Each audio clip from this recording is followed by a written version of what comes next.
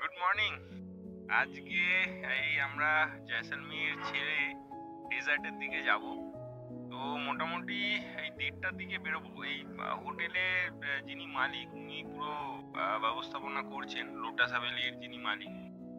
তো সেখানে যেতে যেতে আমরা মাঝখানে কুলধারা, আপনাদের কালকেই বলছিলাম ডিনার করতে করতে যে ভুতুরে গ্রাম কুলধারা দেখে নেবো আগে, তারপরে স্যান্ড ডিউনসে যাবো, অ্যাক্টিভিটি করবো। তো এই হচ্ছে মোটামুটি আজকের প্ল্যান। আর এইখানে যেটা ভালো সেটা হচ্ছে ঘরটর নিয়ে কোনো প্রবলেম নেই, খুব ভালো। বাট এইখানে খাওয়া দাওয়া কিন্তু একটু এক্সপেন্সিভ। তো আপনারা যদি সেরকম ভাবেন সেক্ষেত্রে ফুডের বাইরে গিয়েও খাওয়া দাওয়া করতে পারেন। ফুডের বাইরে একটা দুটো দোকান আছে, সেক্ষেত্রে সেখানে একটু চিপে পাবেন।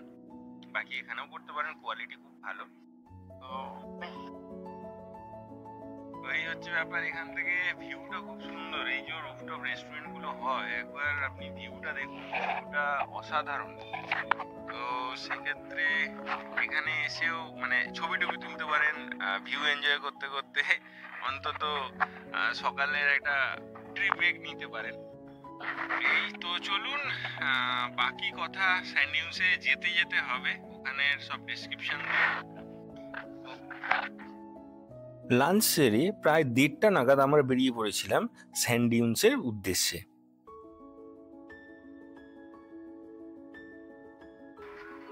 আমরা এই বেরিয়ে পড়েছি ডেজার্ট ক্যাম্পের দিকে। তো মোটামুটি এখন বাজে 2টোয় আমরা স্টার্ট করেছি, এখন 2:10 বাজে। জয়সলমীর থেকে কুলধারার ডিস্টেন্স হচ্ছে ওই মোটামুটি ধরুন 25 কিলোমিটার মতো। 45 মিনিট মতো টাইম লাগে ম্যাক্সিমাম। রাস্তা খুব সুন্দর। তো ওখান থেকে কুলধারা হয়ে, যেটা ওই ভূতের গ্রাম নামে বিখ্যাত, আমরা নামবো, যাবো, দেখাবো। তো ওখানে যাবো। আর কুলধারা থেকে স্যান্ড ডিউনস যেটা, ওটা মোটামুটি আরো ধরুন 40-45 কিলোমিটার। তো এখানে রাস্তাটা একবার দেখুন কি সুন্দর। আর এই উইন্ডমিল গুলো দেখুন, আমি জানি না দেখা যাচ্ছে কিনা উইন্ডমিল গুলো, দারুণ। মানে এখান থেকেই মনে হচ্ছে মরুভূমি স্টার্ট হয়ে গেছে। আর এই সাইডে এইগুলো যেগুলো দেখতে পাচ্ছেন, এগুলো কিন্তু মরুভূমি। দেখুন আমরা একবার কোথায় উঠেছি। ও অসাধারণ, রাস্তাটা অসাধারণ, জাস্ট অসাধারণ। আর এই উইন্ডমিল গুলো দেখা যাচ্ছে, আশা করি এগুলো দেখতেও দারুণ লাগছে। তো আজকে আমরা ডেজার্ট ক্যাম্প করে ওখানেই থাকবো। রাতে ওখানেই যে প্রোগ্রামগুলো হয় ওগুলো দেখবো টেকবো। এবং তার সাথে যে অ্যাক্টিভিটিস গুলো আছে, মানে সাফারিগুলো আছে বা ক্যামেল রাইডিং আছে, ওগুলো সব করবো, ওগুলো আপনাদের সাথেও শেয়ার করব। তো চলুন এগিয়ে যাই। খুব সুন্দর লাগছে, দারুণ জায়গা। আর রাস্তাও খুব ভালো, রাজস্থানের রাস্তা দারুণ রাস্তা, মানে একদম সফট, দারুণ রাস্তা, চারিদিকে ফাঁকা মরুভূমি, বেশ ভালো লাগছে। তো চলুন কুলধারার দিকে আপাতত যাই, গিয়ে কুলধারার হিস্ট্রি বলছি, যে কুলধারা কেন ফেমাস হলো, এত গ্রাম থাকতে হঠাৎ কুলধারাই কেন দেখতে যাচ্ছি, তো ওটা বলবো, ওটা কুলধারায় গিয়েই বলবো। চলুন।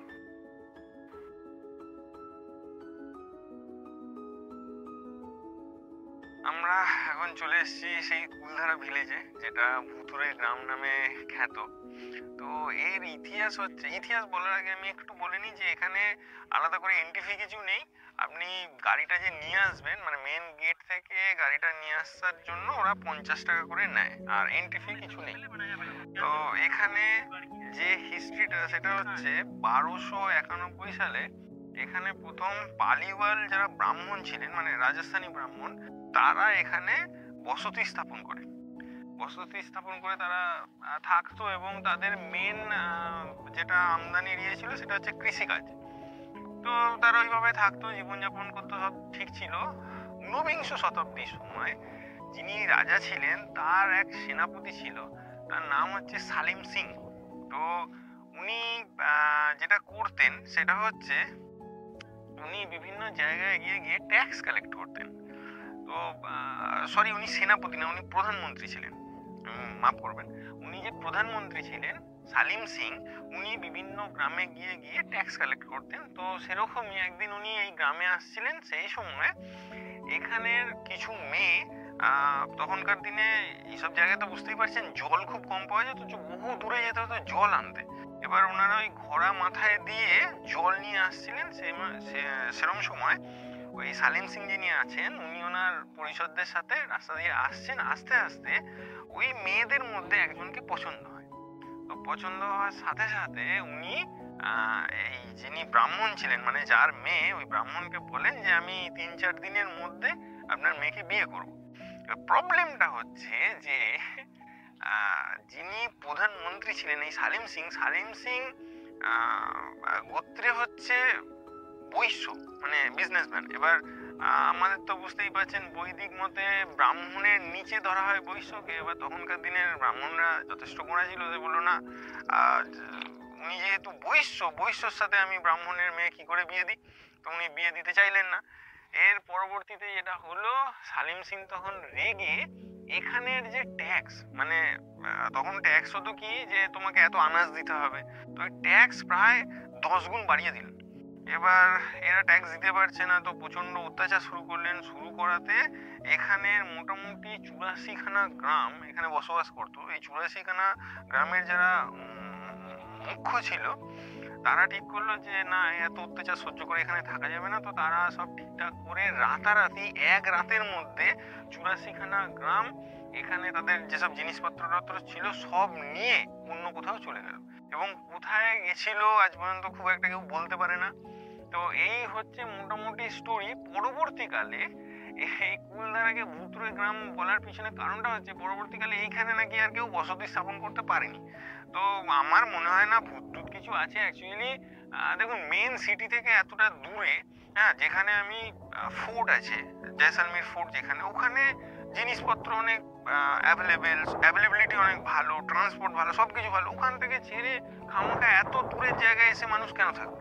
হয়তো এই কারণে থাকেনি।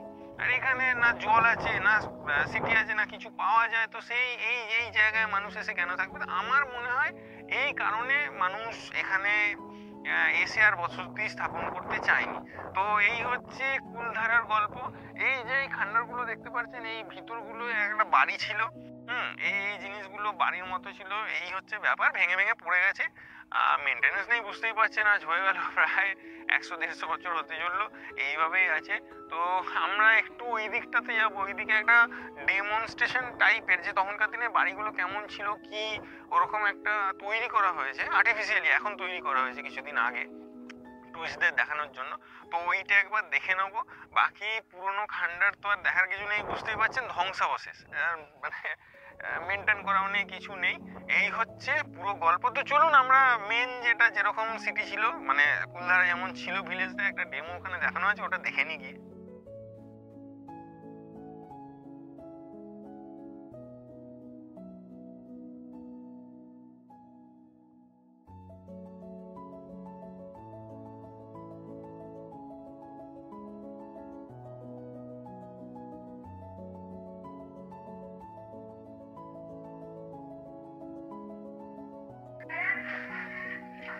आप यही रहते हैं? नहीं नहीं घर था। क्या क्या काम करते हैं? हमारी ऐसी भाई को बराबर।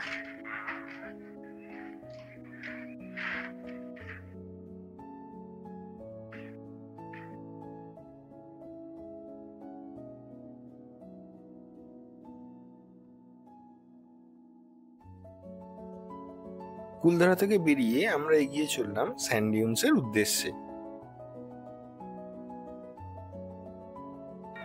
আপনাদের একটা জিনিস দেখাই, সেটা হচ্ছে পরিবেশের এই আমরা রক্ষা না করতে করতে কি অবস্থা দেখুন। মানে আমরা ডেজার্ট থেকে মাত্র ওই 16 কিলোমিটার মতো দূরে স্যান্ড ডিউনস থেকে। তো সেইখানে এই যে এই জায়গাটা দেখতে পাচ্ছেন, দেখুন কি হারে জল। বৃষ্টি হয়েছে এমন, আমি দেখাতে পারছি না কিনা জানি না। এই যে এই জায়গাগুলো দেখছেন, এগুলো পুরো বৃষ্টির জল। তো এই হচ্ছে অবস্থা। মানে যেখানে মরুভূমিতে বৃষ্টি হওয়ার কথা না, সেখানে এত জল এখনো জমে আছে, মানে শীতকাল পড়ে গেল তাতে। তো ভাবুন, আমরা মানে পরিবেশের ক্ষতি করতে করতে করতে কোথায় চলে এসেছি, যে পরিবেশের আজ এই অবস্থা। তো এটা নিয়ে সত্যি আমাদের ভাবা দরকার, ভাবা উচিত। কুলধারা থেকে স্যাম স্যান্ড ডিউন্সের দূরত্ব 37 কিলোমিটার, সময় লাগে 35 মিনিট মতো। আমি রেকমেন্ড করব আপনারা কুলধারায় খুব বেশি সময় নষ্ট করবেন না, সেক্ষেত্রে আপনাদের স্যাম স্যান্ড ডিউন্সে পৌঁছাতে অনেকটা লেট হয়ে যাবে এবং আপনারা মরুভূমির মধ্যে খুব বেশি সময় দিতে পারবেন না। আমরা এখন এই স্যাম স্যান্ড ডিউন্সে আমাদের যে ডেজার্ট ক্যাম্প আছে, ক্যাম্পে চলে এসেছি। এইগুলো হচ্ছে ক্যাম্পগুলো, যে কটেজগুলো আছে সেগুলো। এর মধ্যেই আমরা একটা রুম নিয়ে নিয়েছি। আপনাদের রুমটা একবার একটু দেখিয়ে দিই, চলুন।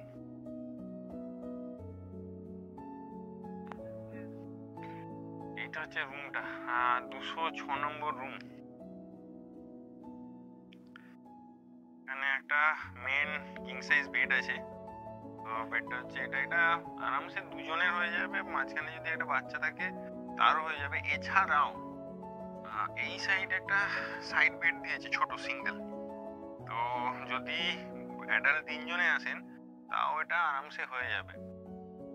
এই হচ্ছে ইন্টেরিয়ারটা, সাইডে চার্জিং পয়েন্ট আছে, আর এই একটা সাইড চেয়ার এন্ড টেবিল।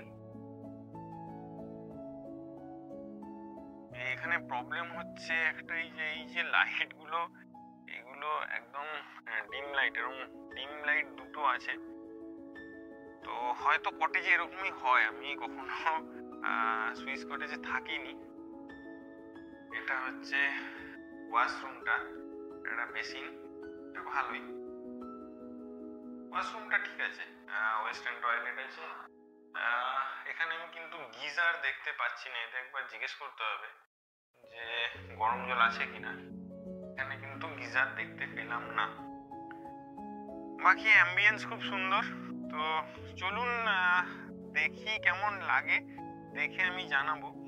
তো এই কটেজ আর আমার পুরো জিনিসটা, মানে সাফারি থেকে শুরু করে সবকিছুই, এটা আমার একটা প্যাকেজে করে নিয়েছিলাম আমাদেরই হোটেল থেকে, হোটেল লোটাস হাভেলির থেকে।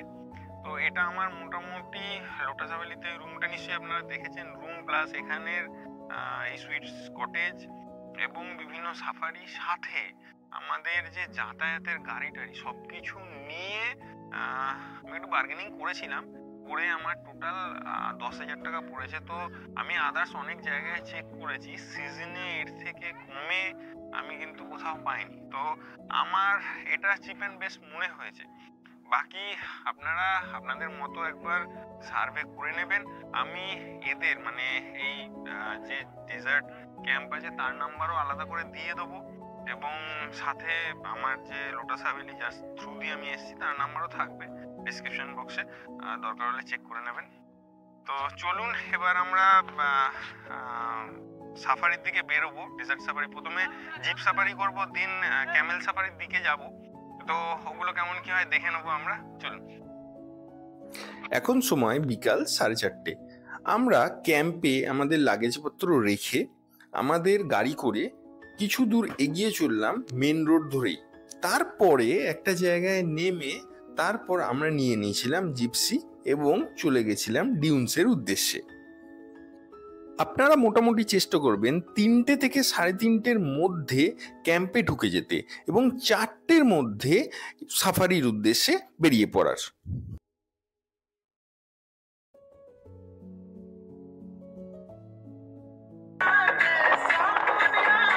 বেরিয়ে পড়েছি এই ডেজার্টের জিপ সাফারিতে। মোটামুটি ভিউটা হচ্ছে এরকম। প্রথমেই আমরা করে নিয়েছিলাম জিপ সাফারি। জিপ সাফারির অভিজ্ঞতা অসাধারণ।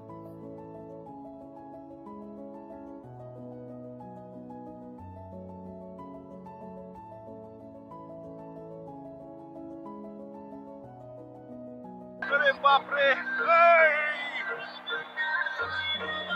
নামছি নামছি নামছি।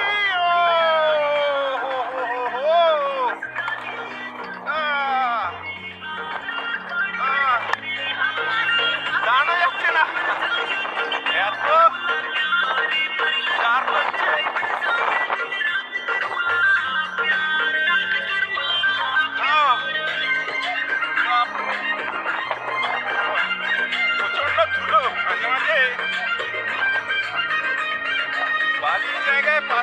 ব্যাপার আছে, প্রচন্ড ধুলো।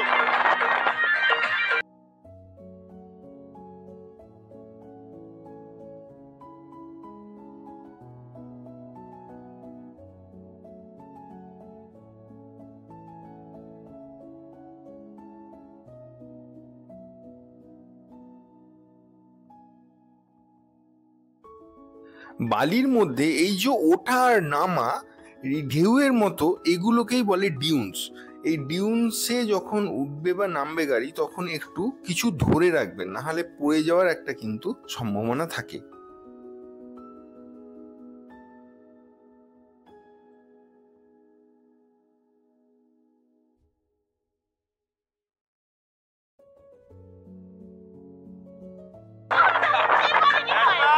একবার সুবিধাকে দেখুন, আরো খারাপ, উঠতে পারিনি, আমি তো চেষ্টা করেছি।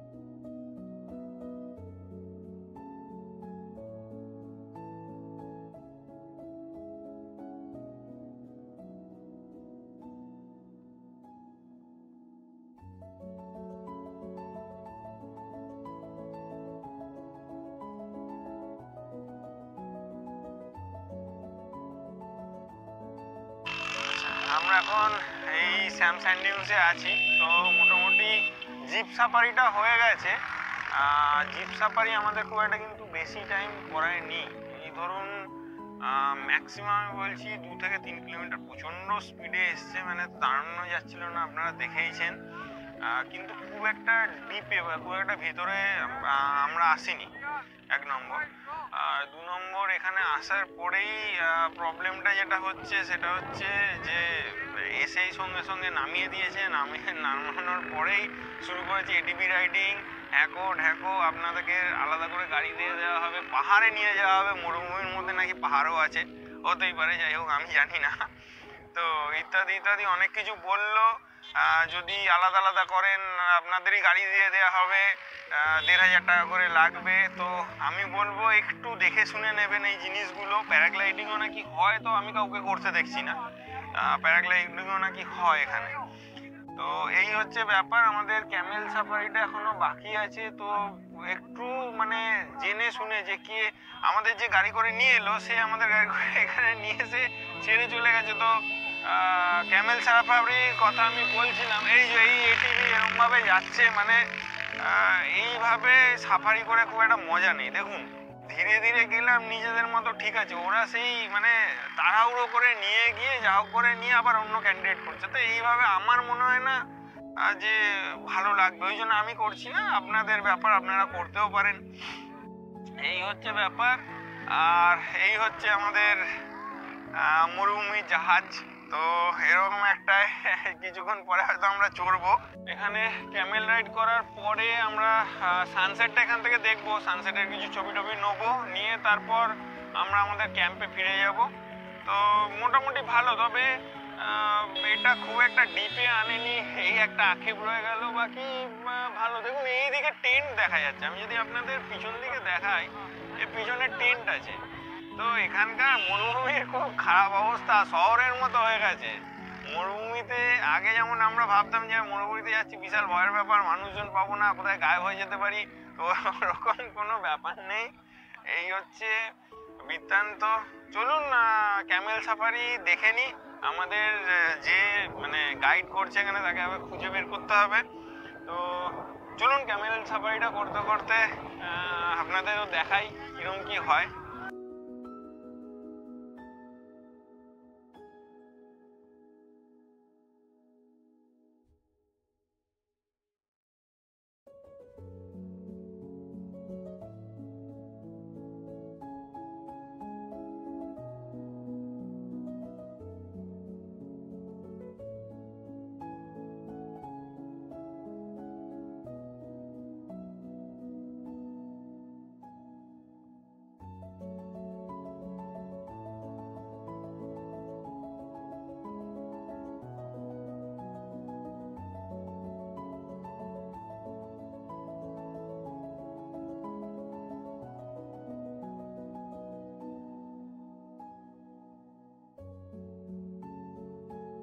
সবশেষে আমরা দেখে নিয়েছিলাম মরুভূমির মধ্যে অসাধারণ সানসেট।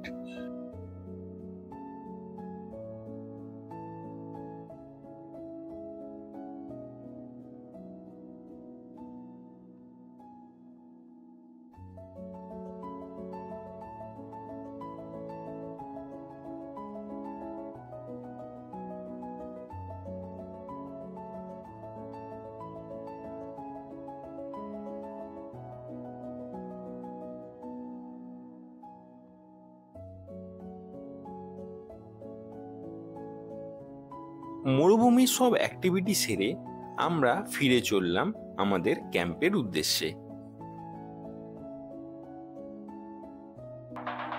সাফারি সেরে ফিরে আসার পর ক্যাম্পে আমাদের অভ্যর্থনা হয়েছিল ঠিক এইভাবে।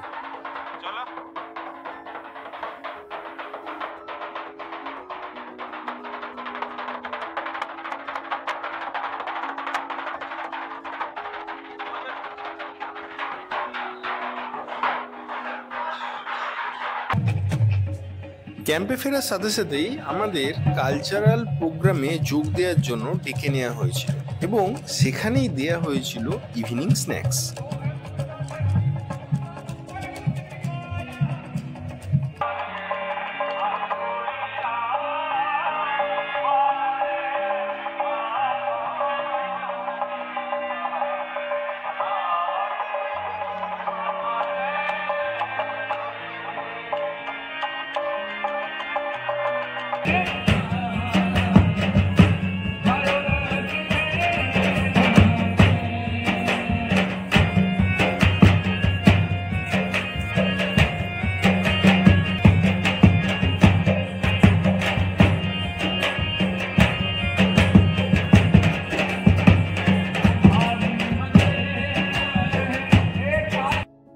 এরপর আমরা একটু রেস্ট নিয়ে প্রায় 9:30 নাগাদ আমাদের ডিনার সেরে নিয়েছিলাম।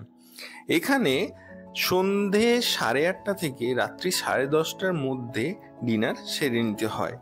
বাফে সিস্টেমে ডিনার দেওয়া হয়, আপনারা এর মধ্যে যে কোনো টাইমে এসে ডিনার করে নিতে পারেন।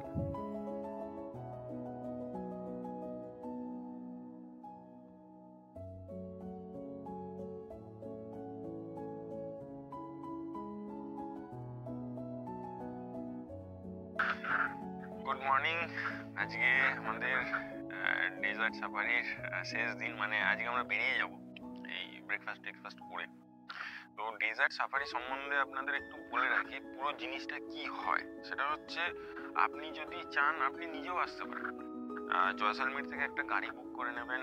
আর এখানে যেটা জেনে রাখতে হবে সেটা হচ্ছে যে দু ধরনের হয়। একটা হচ্ছে আপনি এসে থাকতে পারেন, আর আরেকটা হচ্ছে আপনি এলেন, অ্যাক্টিভিটিস করলেন, বেরিয়ে চলে গেলেন।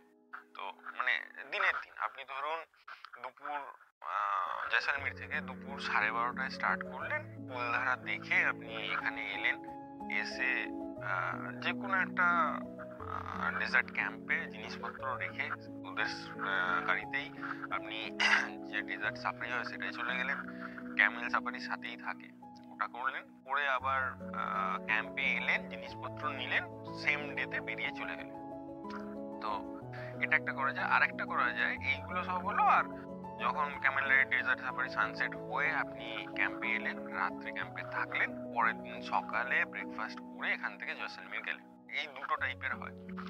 তো আপনারা যদি নিজেরা করতে চান সেক্ষেত্রে এখানে প্রচুর ক্যাম্প আছে, ক্যাম্পের শেষ নেই। মানে স্যাম স্যান্ডিউন্স এখন সেই শহরের মতো হয়ে গেছে, হাইওয়ে গেছে, হাইওয়ের দুপাশে ক্যাম্প, ভর্তি ক্যাম্প।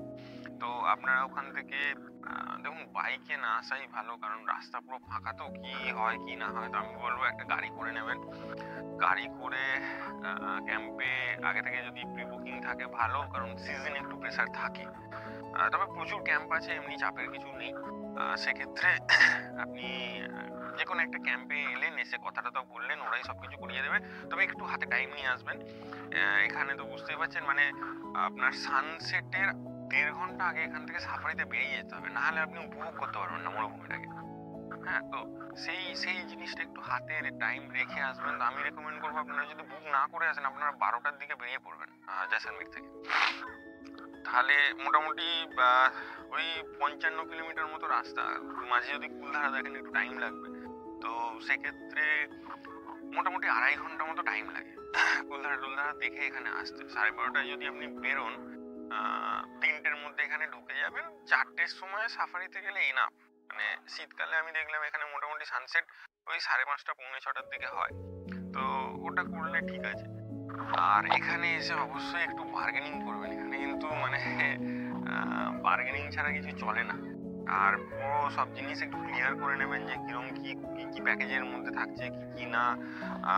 ধরুন আপনাকে ডেজার্টে নিয়ে গিয়ে ছেড়ে দিল, একজন বললো আচ্ছা আপনি এলো, ঠিক আছে এটা করুন, গাড়িতে চললেন, তারপরে বলবে যে আপনার এত টাকা লাগবে, তো ওগুলো আগে থেকে একটু ক্লিয়ার করে নেবেন। এই হচ্ছে ব্যাপার। মোটামুটি আপনি যেটা রেট বুঝতে পারলাম সেটা হচ্ছে আপনি যদি সিজনে আসেন, সিজনেরটাই বলছি, কারণ অফ সিজনে এত গরমে করাও চাপ, আর কেউ একটা আমাকে সেই রেট বললো না, সব সিজনেরই বললো। সিজনের মোটামুটি যদি আপনি সাফারি শুরু করেন, মানে এখানে স্টে না করেন, তাহলে হচ্ছে 1,500 থেকে 2,000 টাকা, ওটা বার্গেনিং করতে হবে পার হেড বলছি। আর যদি স্টে করেন সেক্ষেত্রে পার হেড 2,500 টাকা, মানে ওরা 3,000 4,000ও বলে, তো একটু দেখে নেবেন। আর মোটামুটি যদি সুইস ক্যাম্পে থাকেন তাহলে ওটা ওই 2,500 থেকে 3,000-এর মধ্যেই আপনার হয়ে যাবে। এই আমার পিছনে যেগুলো দেখছেন এইগুলোই হচ্ছে আপনার সুইস ক্যাম্প। ভালো, তবে প্রবলেমটা হচ্ছে শীতকালে কিন্তু একটু ঠান্ডা লাগবে। আমার তো ভালোই ঠান্ডা লেগেছে, মানে এখানে লোয়েস্ট টেম্পারেচার ছিল ওই ধরুন 7-8, তো ফিল লাইক কিন্তু 3, রাতে একটু বেশ ঠান্ডাই লেগেছে। হ্যাঁ, তো সেই জিনিসটা দেখে নেবেন। আবার সূর্য ওঠার পরে আপনার গরম লাগবে, সেইগুলো সব আছে। জায়গাটা খুব সুন্দর, মানে ভালো লাগবে, এসে যদি স্টে করেন ভালো লাগবে।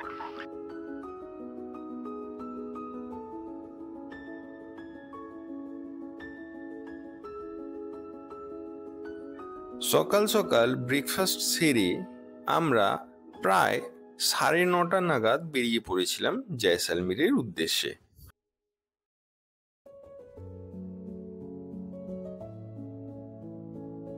আজকে আমাদের জয়সালমীরের পর্ব আমরা এখানেই শেষ করছি। আমরা আজকে রাতের ট্রেন ধরে চলে যাব জয়পুর, এবং জয়পুরে গিয়ে আপনাদের সঙ্গে দেখা হবে। জয়পুরের বিভিন্ন জায়গা আমরা ঘুরবো এবং আপনাদেরও ঘুরে দেখাবো। আপনাদের হাতে যদি সময় থাকে আপনারা জয়সালমীর থেকে তানোটমাটা মন্দির এবং লঙ্গেওয়ালা বর্ডার চলে যেতে পারেন, যেখানে 1971 সালে ভারত পাকিস্তানের যুদ্ধ হয়েছিল। জায়গাটা দেখে আসতে পারেন। এই ভিডিওটি আপনাদের কেমন লাগলো অবশ্যই জানাবেন।